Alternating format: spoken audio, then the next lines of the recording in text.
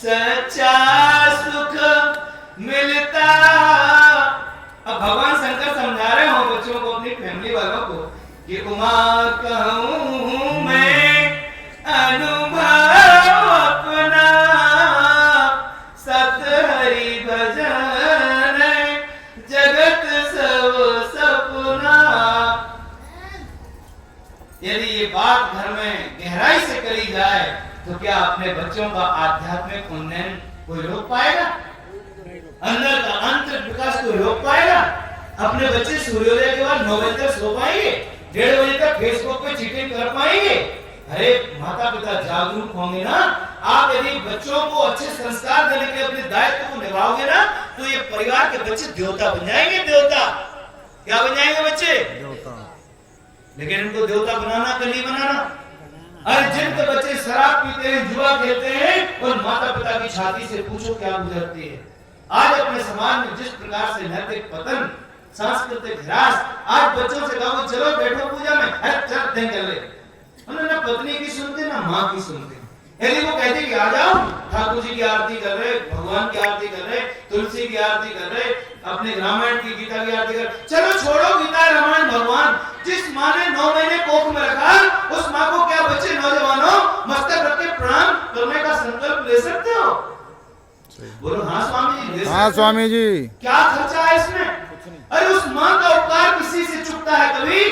उस माँ के तो हम सदैव ऋणी रहते हैं। ये मातृशक्ति उपासना का पर्व है। जिस माँ ने हमें अपना नूर लगाया और जन्म दे करके, उस माँ को यदि हम साक्षात प्रतिमा से ऊंचा ना माने तो हमारी भूल है कि नहीं? अरे ये तो माँ की प्रतिमा खड़ी है, ये प्रतिमा बड़ी माता की है, ये संसार की माता की प्रतिमा है। लेकिन इसी माँ का पावर एक एक माँ में जो दिख रहा है, जो माँ का सौंदर्य है, इस बड़ी माता का सौंदर्य एक एक माँ में प्रकाशित हो रहा है। यदि इन माओ को दुखी रखोगे तो ये माँ क्या सुखी हो पाएगी? क्या ये माँ आशीर्वाद दे पाएगी? कब भी नहीं देगी। इतनी बुद्धू नहीं है वो। इस चक्कर में मत रहना। इन माँ को झड़कते रहो, इन बेटियों को, इन बधुओं को, और इस माँ को ये बुद्धू बना दो। ये कोई निस्बत तो लेगी नहीं किसी से। केमिकल वाली माता, पूजा सामग्री भी बहुत रद्दी क्वालिटी की है। 2 कौड़ी का घी है 200 रुपए किलो वाला। पंडित जी लोग भी आजकल नहीं कहते जजमान से क्या छगाए का घी ला, कह देते तो जजमानी बिलक जाएगा। अरे महाराज हमें नहीं करवाना पूजा, कहां से यहाँ घी जब है ही नहीं यहाँ तो महाराज कहा थे तुम तो ले आओ जैसे होया आवाज आवाज को गरा हमें कहा करने आगे में डालो दक्षिणा दो सीता बुरा न मानियो। तो यदि ब्राह्मण और साधु समाज को सही दिशा देने लगे पूज्य आचार्य जी, तो अपने जो दशा हो रही है गायों की, संस्कृति की, मूल्यों की, शास्त्रों की, रुक जाए। लेकिन कलयुग का प्रभाव है। हम नीति यज्ञ में गए तो वो बेचारे धर्मपाल जी नहीं रहे, लेकिन उनको 3-4 बार कहा कि गुटखा ना खाओ, प्यास वहां बैठ के यज्ञ वेदी पे बैठ के गुटखा ना खाओ, रास्त्री ना खाओ। वे कछुपन में से पंडित इतना गुटखा खाए कि वे रुकी न माने वेद प्रकाश की। हम उन्हें गए, हमने वेद प्रकाश, हमको पंडित जी नाराज हुए, तो हमने अपनी बांधी झोली झंडा हम तो जे चले। ऐसे हम तो कह रहे कि अगर ये तेरा चलती श्रेष्ठा, घर के माता पिता, पेरेंट्स, समाज के अभिभावक ब्राह्मण और उनसे बड़े अभिभावक साधु संत यदि विलोम आचरण करेंगे, शास्त्र विरुद्ध आचरण करेंगे, समाज को क्या दशा मिलेगी? क्या दिशा मिलेगी समाज को? आज संपूर्ण समाज भटक गया। क्यों? क्योंकि ये हेड खराब हो गया। मस्तिष्क हेड था, ब्राह्मणों मुख मासिक बाहु, इसी बॉडी स्ट्रक्चर में चारों वर्ण कल्पित हैं। विराट पुरुष परमात्मा के 4 अंगों से समाज का सृजन हुआ। बड़े भैया का जन्म होता है मस्तक से, दूसरे नंबर का भैया भुजाओं से, तीसरे नंबर का भैया उधर से, और चौथे नंबर का लाडला प्यारा भैया चरणों से होता है। और तीनों बड़े भाइयों की सेवा में मर्यादा में रहते हुए सबका प्यारा और पूजनीय बन जाता है। पूजा किसकी होती है? चरणों की होती है। लेकिन ये समाज आज कहीं भीम आदमी बना रहा है, कहीं आग लगा रहा है। अरे इस समाज को विखंडित होने से रोको, इसलिए काम ब्राह्मणों को, संतों को बढ़ जाएगा। इस देश में मुक्तखोर और कामचोर बढ़ चुके हैं, इसलिए समाज की दुर्गति हो रही है। आपके सामने परिव्राजक आया है, यदि आप मेरे विचारों का समर्थन करो कि नहीं महाराज जी, प्रतिमा इंगित कर रही है कि इस मामले में प्रकाशित हो रही हूं, मैं चल रही हूं, फिर रही हूं, दुष्टा लगा रही हूं, तेरी सेवा में हूं, ये परमात्मा की शक्ति बैठी है, ये हवा निकल जाएगी, ये सड़ जाएगी। सड़ती कि नहीं सड़ती? सड़ती कि नहीं सड़ती? अरे इसमें जो परमात्मा का प्रकाश है उसका आदर करो। इन चलते फिरते मंदिरों की दुर्गति मत करो। हर पार्टी का दलाल जब चुनाव आता है तो इतनी पेटियां सप्लाई करता, छाती ठोक के कहा विधायक से मैं बांटो 500 घर में तो मुंह दो तुम 500 पेटी।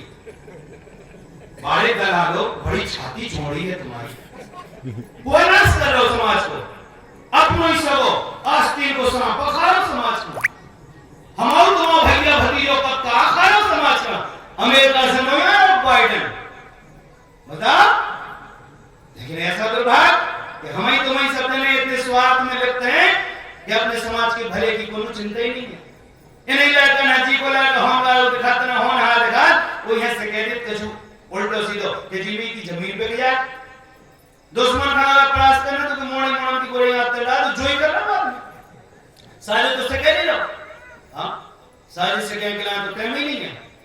अरे पी ले लड़का ना सिखा मन के वहां लगते हैं उनको लाए फूलो हर सी भी का मन के वहां लगा वो पिया लगे सो खाई के अपन लेने में से मैड लगे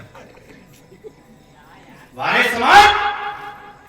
आज इस भारत का जो पतन हो रहा है, समाज के अंदर जिस प्रकार से वैमनस्यता पनप रही है, विखंडित हो रहा है समाज, आपस में कबीले खड़े हो रहे हैं, बामन नहीं पड़े फरसा तू तलवार नहीं पड़ लो को करो इन तीनों में जूता मारो हैं।